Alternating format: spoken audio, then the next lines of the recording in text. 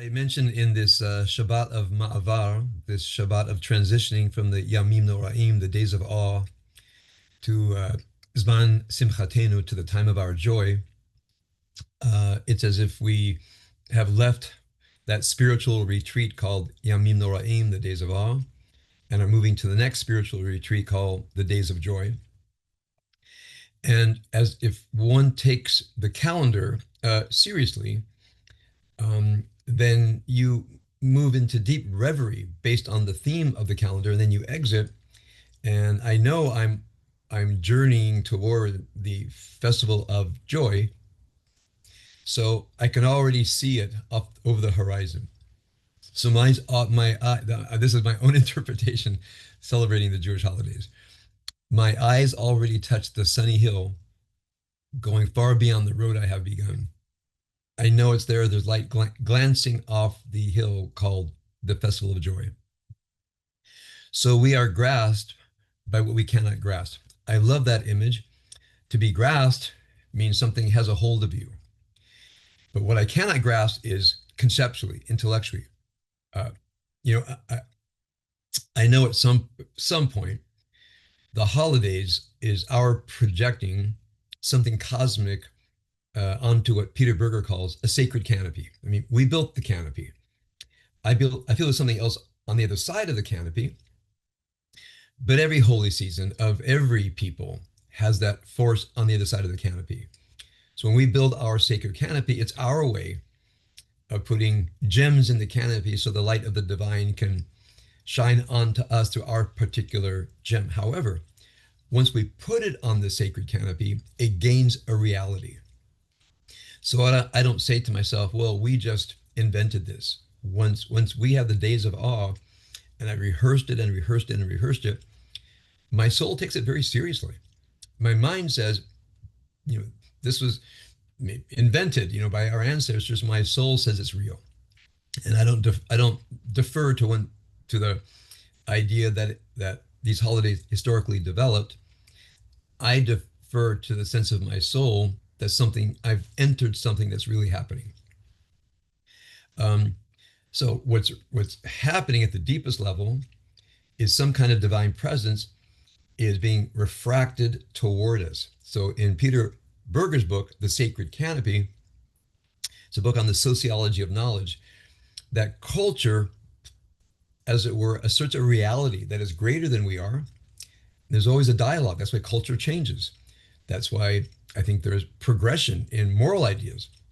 There's a constant dialogue, dialectic between human beings and the sacred canopy. The sacred canopy shapes us, and we shape the sacred canopy. A little more on that tonight. I'm always asked, every time I teach this, what's on the other side of the sacred canopy? And I say, that's axiomatic. That's part of your worldview. You can say nothing, or you can say some kind of divine presence, which again is translated for us human beings. We are grasped by what we cannot grasp, which is that infinite ultimate reality. It has an inner light even from a distance. So this is the idea that if I can inverse the hill, it's a sacred canopy of the festival of joy. There is something on the other side of it that's shining through it and creating a unique light that is created from both the light of the holiday and then what I'm bringing to it. So there will be a unique light for each of us. And I spoke about that during the high holidays of the descended star, the angel, however we want to frame it. We're shaping something of the infinite, and it is waiting for us. And it changes us, even if we do not reach it. I like the idea that when we go into the retreat, we actually do reach it, but let's say you don't reach the moment where you feel you have a personal angel and a personal star waiting for you. Even if you just think it, even if you consider it and you allow it, some kind of transformation can take place. A gesture waves us on. So, gestures are sometimes called the nonverbal side of devotion. So even like bowing, putting your hands together,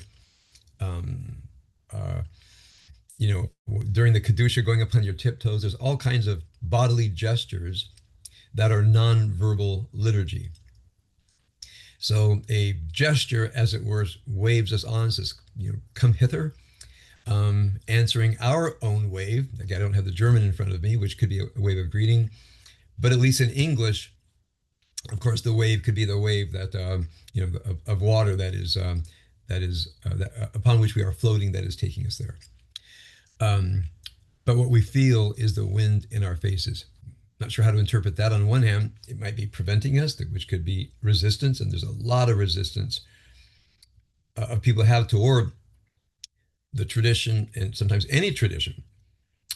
They have dogmatic ideas about religion and Judaism, so it could be a resistance wind.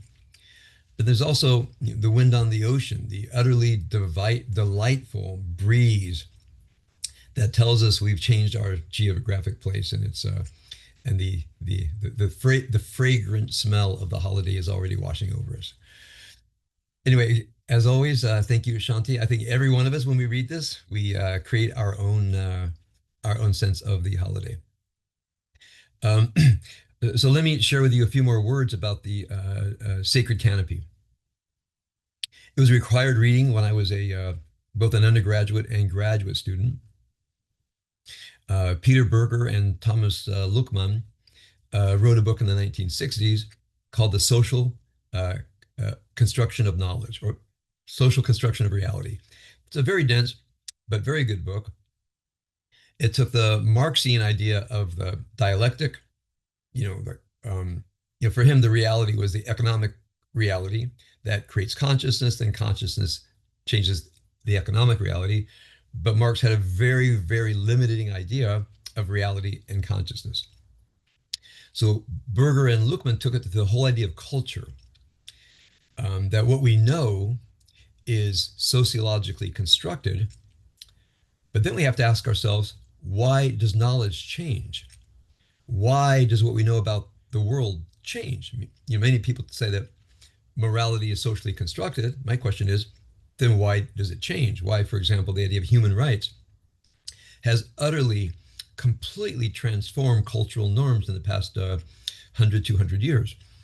So people who say that morality is just only social norms that we create, the question is, well, what's moving it forward? Now, one answer would be is, even though we live in this sociology of knowledge, meaning what we know is, as it were, sociologically created, some people have a moral impulse that is not derived from the reality that human beings have created, because their impulse is to change the knowledge. In the Hebrew Bible, we would call this the prophetic instinct. But you can live somewhere and you can say, this is really wrong. So it says, well, there's no right or wrong. It's just a social norm. Then the moral impulse makes no sense. There's no room for the idea of love, justice, truth, or beauty if everything we know is already there, created by the generation before us. So they took that seriously, and they saw the dialectical going back and forth between people and culture and people. Cultural shapes our knowledge, but people shape the culture. And understanding that is I think it sounds kind of obvious to us, but they actually wrote it out in 1964. It was a very, it very deeply influenced me. That's why I call myself, at some degrees, a Marxian, but not a Marxist. A Marxian who's someone who believes in the sociology of knowledge, that external realities shape consciousness, and consciousness shapes external realities. It's a dialectic. It has a movement to it. Then a few years later, Peter Berger wrote a book called The Sacred Canopy, in which he took these ideas and applied them directly to religion. I think he had the unique honor of being the head of the Association of Religion Scholars in America and the American Philosophical Association.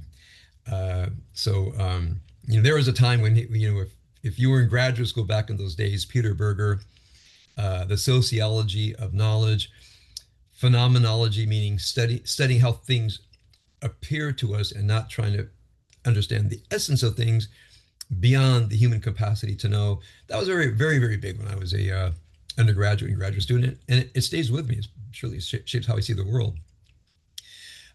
So the question is, does anything stand beyond the sacred canopy? And in this dialectic between culture and human beings, is there some, again, moral, spiritual, artistic impulse that drives us to change culture?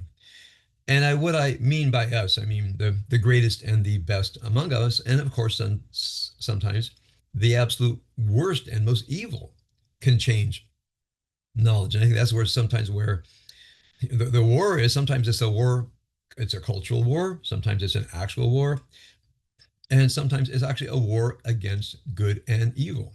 So if we think about knowledge having this sociological dimension, and with anything that claims to have an all-encompassing ideology, uh, then they create a sense how we know. So I'll bring this home. I mentioned a discussion I had a couple of weeks ago with a, a bookstore that I go to as a weekly kiddush on Friday, and there's a guy there who is a pronounced and devoted atheist.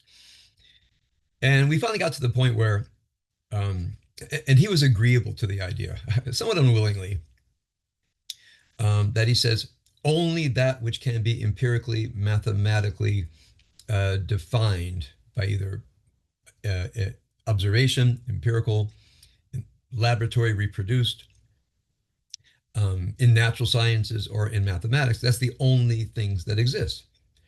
So metaphysical realities do not exist. So I learned for years to say, so you're saying that's true? You just said a true statement. He said, yes. I said, can you demonstrate the truth of your statement through natural science, empiricism, or mathematics? Which of course is not possible. So then the person who's the atheist who thinks, they're so much sharper than the dull tools in the shed that believe in religion, they also realize that their belief system is also based on an axiom. If it's not empirical, mathematical, natural science, it doesn't exist. That is a truth, as it were, a truth statement. And in the world of philosophy, people say that truth statements need to be verified. If you're going to say this is true, like that proposition, what I said is true, well, can you verify it? Now, if you can't verify it, it doesn't mean it's not true. It just means that some truths are not verifiable. Now, I can't prove that in a laboratory, but nor can someone prove all truths are verifiable in a laboratory. So then it becomes existential. And I think part of what drove existentialism is this idea that to some degree, the world we live in is a matter of choice. Now, if you're living inside the world, you don't know you have choice.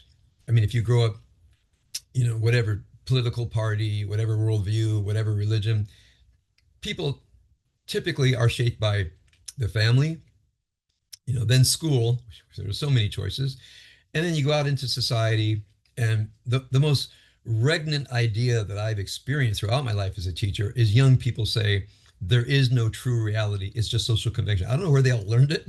There must be some secret school that I don't know exists, but every single one of my high school and college students have said the exact same thing. There's no real good or bad. It's just the greatest good for the greatest number. There is no real moral reality. We all just create these social conventions for the same thing, really my entire life.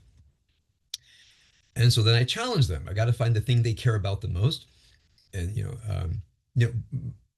I've learned how to do this in Hebrew, but in the States I would say, so is the moral reality of justice. For example, slavery is bad. Is that just a social convention? So as far as you're concerned, we can hold slaves or not hold slaves. It's just a social norm. Or is this something that you would fight and die for? Because if it's just a social norm that has no reality of its own, why go out and kill and die? It's just their social norm. Of late, it was gay, GLTB, gay, lesbian, transsexual, queer rights. And so of late, there was several in the room I think I shared with you that came to a war with me because the rabbis are an moral absolutist. We need you to come there and argue with them. I said, I'm not an absolutist. I don't, certainly every moral law, there's a point where you can say, does it apply here? Does it apply there? So remember, my claim is not that I know what the moral law is. I make a very modest claim. There are better and worse answers to moral questions. I don't have a sure answer. And I don't have a sure definition of what a moral question is. So I have a very modest version of moral realism. I believe there really are better and worse answers to moral questions. I don't know the answers. I work toward them. And I don't have absolute knowledge of what a moral question is, but I'm open to talking. So this is where the idea of the conversation, the dialectic between human beings. So there's a young woman in the class, and I said she was outwardly gay and she called herself queer. I said, do you believe you have certain rights that we have to acknowledge? They're not social norms, they're real. There's a quality about you called rights. And if the people's opinions change, if the government changes, if the social norms change, that doesn't affect the fact. There's a quality about your humanity that includes a quality called human rights. And she and I got along. So he's a thoughtful guy. This is great. I don't need to fight with him. I want to learn from him. And she was a very well thought out person. And she sat and she thinks, no, I believe that there's a quality of me as a human being called right, and it's not just a social norm. It's real. So the rest of the group was so disappointed in her. What are you an absolutist? She said, I'm not an absolutist. I don't know exactly what a right is. I don't know what it means, the fact that it's a quality about me. But that sounds pretty true, what he's saying. And I can't demonstrate it, but it's certainly meeting all my needs for something to be true. So whenever I discuss this issue of are there things we claim to be true that cannot be verified empirically, like in the laboratory, mathematically or by natural science, do we hold non-verifiable truths? The way I find out is find something people care about. Now, you've heard this many times, but you might be trying to teach some of this, and I want to present it to you in the most economic form that I can. Because sometimes when you say, I believe in God, well, that cannot be verified. That's true. But no important metaphysical idea can be verified. So the atheist said to me, so what if I believe in a big tea kettle in the sky? I said, well, is it visible? Can we get telescopes out? He says, no, it's metaphysical. Okay, so there's it's some kind of visual illusion. Because if it's not empirical, that means it's not visible, but you believe that it's there. We just can't see it. He said, yes. I said, I don't know. I mean, so what does it mean to you? Is he going to pour hot water out on us? Can I escape it? So he wanted to ridicule me. And I just said, what does it mean to you? You tell me about what it means to you and how it shapes your life and make a case for there being a big tea kettle in the sky. I don't think it's a very useful metaphor, but again, what do I know? So when we talk about metaphysical realities that cannot be verified, such as God, the holy, love, justice, truth, beauty, and a panoply of others.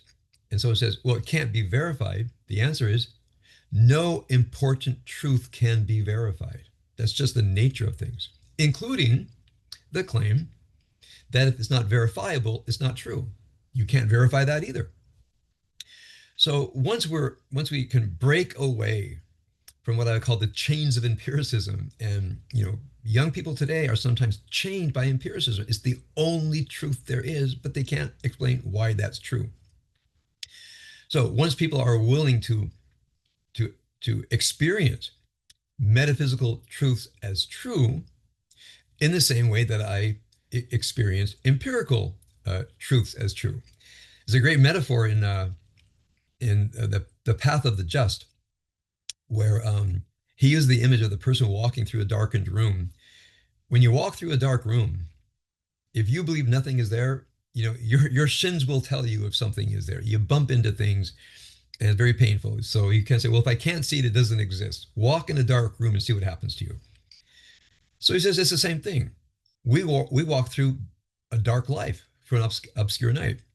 But there are moral truths, how we conduct ourselves with each other, our inner lives. And how will you know when you're not walking in truth, pain and suffering? So if your life is filled with suffering, it could be metaphorically, you're bumping into things in a darkened room. I think our spiritual dimension is like our shins in a darkened room. The pain will tell you. You might not actually know what exists. And if you knew what exists and knew how to navigate yourself through this spiritual world, the world might hurt less. So he would see not all, but some of our inner pain is we actually don't understand the nature of things because we're dogmatically attached to a picture, to an image. That's not true. So what would a very pragmatic person do, like William James? Map things out. Don't start with this can exist, that can't exist. Just start with well, what are some of the claims? So William James, great American philosopher, pragmatist. One reason sometimes religious scholars don't like him because they don't like pragmatism. If it's real, it probably works. But that was actually one of the things that helped me become, an outed religious person. My question is, does it work? I mean, the philosophical world is efficacy. Efficacy means, does it have the effect of getting me through life? So then William James presents two possible worlds. One world is there's no meaning, there's no purpose, there's no value to anything. Love is just, a metaphor for sexual craving. There's no beauty, there's no art. If you say a poem has a quality of beauty, that's a fantasy. Things don't have qualities because qualities are metaphysical. They're not physical. He says, live inside that world. Okay, imagine it.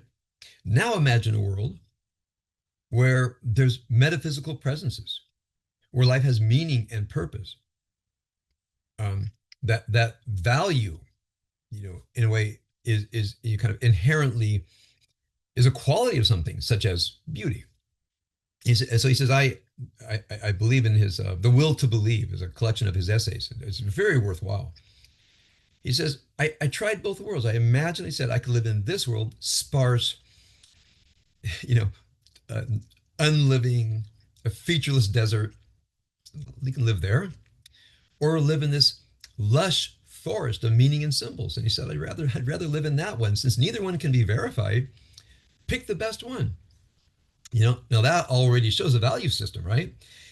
I think everybody would say, I can live in a sparse, lifeless, Sahara desert, or I can live in a lush, verdant place of waterfalls and pools and beautiful flowers, and then that transfers into poetry and people authentically loving each other. Something in us knows one's better than the other one. Now, if you say to yourself, I would rather live in a sparse, lifeless desert just made of sand dunes, and that's where I want to live. Okay, more power to you. If that's the world you want to live in, then you live in that world. But don't come and tell me that's the only world, because at some degree, I know this sounds odd, existentially, we are always defining the world we live in. And so the existentialists would say, well, I was born into this world. That's the way it is. They call that bad faith. I'm not sure why they use the word faith. But at some level, you have to say to yourself, ultimately, I'm responsible for the quality of the world that I live in. It doesn't feel that way because culture handles so much of our business. But then at some deep, deep level, you say to yourself, I don't do this all the time. I do this maybe a few times a year. The culture is created by spiritually gifted human beings and passed down from one generation to the other. But the only way that culture can grow, and by grow I mean morally in beauty, is people say it's not enough. That cultural norm is not beautiful, it's not moral, which means there are drives, Frankel's kind of drives, not the Freudian biological drives, but drives toward meaning and purpose. And I would add to that, drives toward love, justice, truth, and beauty. We have a drive. And that drive says, change the culture. Okay. And if you change the culture, you change yourself. So now taking back to the holidays, let's say this was created by some degree by people, but people acting on authentic drives. And the world they created, I don't ask myself, is it empirically true? Because nothing of that is, in my mind, meaningful can be empirically verified. So that's a meaningless statement to me. Well, can you verify it? Nothing. Our quality of life is living in metaphysical realities that can't be verified. So love can't be verified. Well, how important is love to you? And loving well and being loved well. It's not all the same. I said before in my relationship classes, sometimes when a person says, I love you, they mean, and here's what you have to do for me. You've all been there. Now that I love you, here's what you must do. That's low level love in my judgy way of describing relationships. And there's another one that says, I love you. And now that means I want to be close to you and I want to be of service to you minimally. Now that I love you, I want to be in your presence and I want to be of service to you. I want to be a blessing in your life. And sometimes when people are having relationship troubles, I try to find out, what the nature of the discourse is. And sometimes people say, now that I love you, you have to do this for me. I feel bad. You have to fix me. Another person says, now that I love you, I'll do all that I can, I add reasonably, to improve the quality of your life. And I hope you feel the same. No, those are qualitatively two different kinds of people and different kinds of relationships. So I have a metaphysical definition of love. And I actually think that can be expanded worldwide. So the times of the high holidays, Rosh Hashanah, accountability, inner truth, self-examination, know where I've gone wrong. And this year I wanted especially to emphasize either gone wrong by hurting others or either gone wrong by not having well-established boundaries that keep people from hurting you.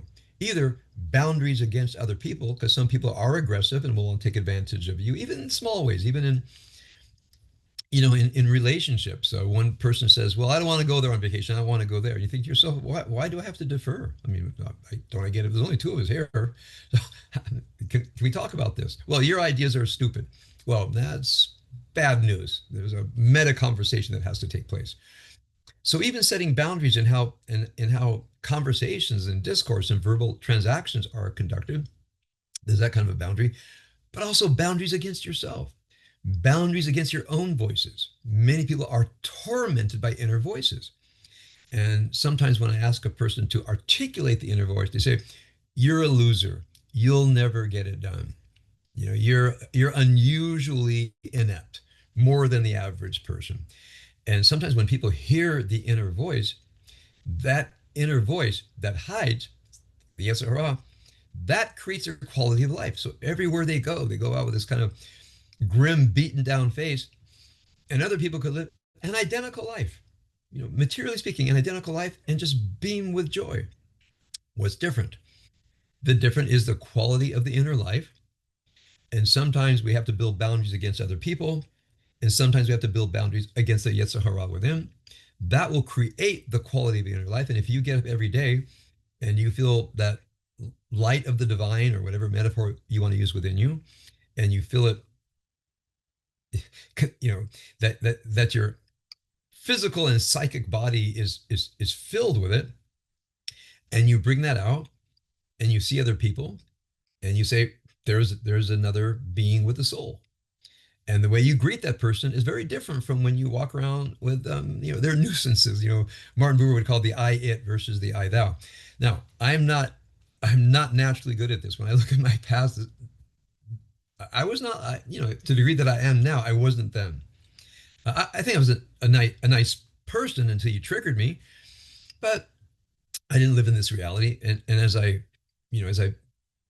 found a spiritual teacher when I was 16 and reading so much when I was younger and all my experiences throughout. Now, this outer world that I lived in, I was awash in this language and it really changed me. And then that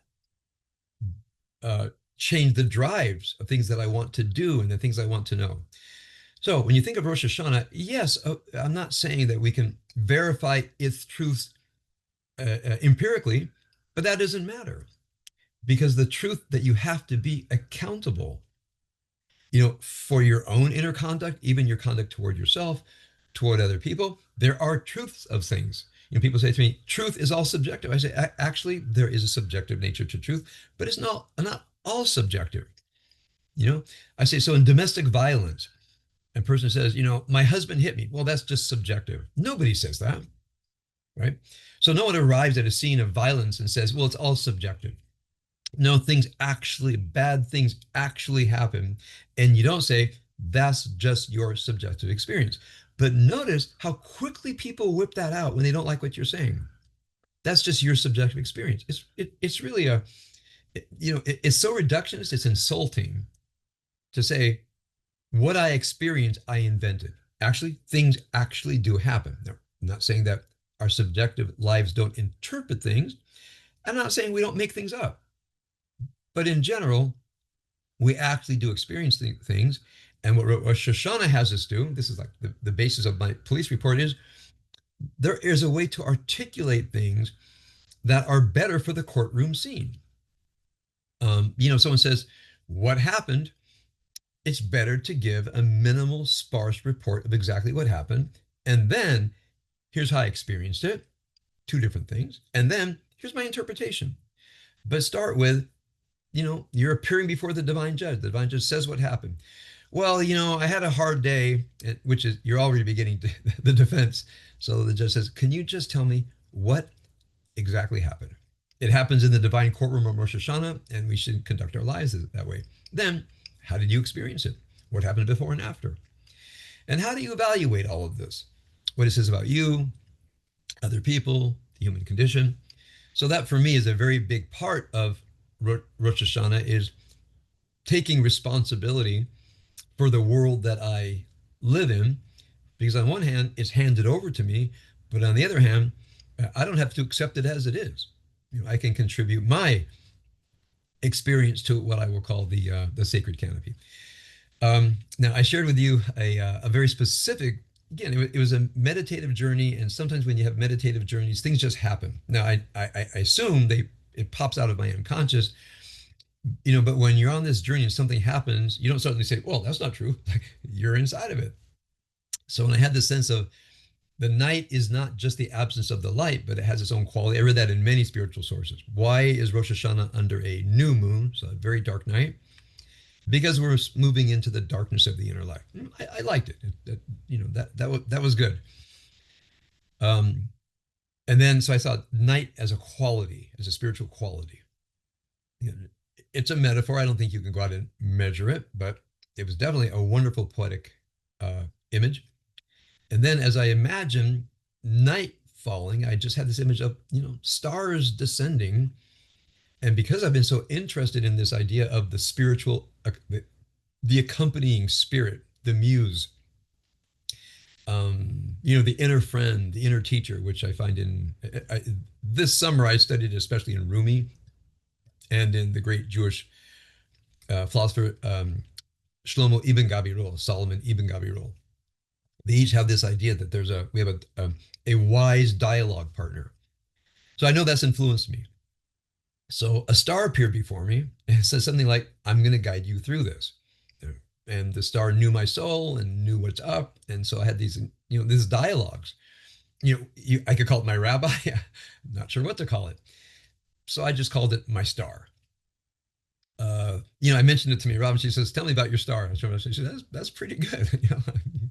So glad you have a star. So it's my image and feel free to use it. But I felt this as I went through each of the days of awe. I could feel this happening, and the liturgy guide me. And what I hope for you is, you read spiritual books and you looked at great poetry and you lived intensely during the 10 days. Yom Kippur came, and I've been going through this confessional since I was a teenager. I'm glad I have.